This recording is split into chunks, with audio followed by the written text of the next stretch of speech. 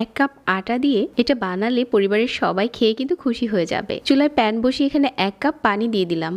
পানিটা যখন ফুটে গেছে হাফ চা চামচ করে দিয়ে দিচ্ছি আদা আর রসুন বাটা, 1/4 চা চামচ করে গুঁড়া মশলা, মরিচ, হলুদ, ধনিয়া আর ভাজা জিরার গুঁড়া, স্বাদ মতো লবণ আর এখানে হাফ কাপ চিনি, 1 চা চামচ দিয়েছি কালো জিরা। এখন এখানে দিয়ে দিচ্ছি 1 কাপ আটা। আর ওঠানোর আগে আমি এখানে দিয়ে দিচ্ছি ধনেপাতা কুচি। ধনেপাতা কুচিটা দেওয়ার পর আবারও একটু নেড়েচেড়ে মিশিয়ে এখন চুলা থেকে নামিয়ে নিচ্ছি। বাটিতে নিয়ে খুব ভালো করে মতে নিতে হবে, যতটা সম্ভব সফট করে মতে নিয়েছি। এই ডোটাকে 2 ভাগে ভাগ করে নিয়ে উপরে একটু তেল লাগিয়ে একটা বড় সাইজের রুটি বানিয়ে নিচ্ছে। এই রুটিটা কিন্তু রেগুলার যে রুটি খাই আমরা এরকম হবে না, কিছুটা মোটা থাকবে।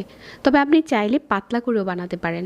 আমি কিন্তু এখানে কিছু চিলি ফ্লেক্স দিয়েছিলাম, তবে ঝাল যদি কেউ কম খেতে চান এটা স্কিপ করতে পারেন।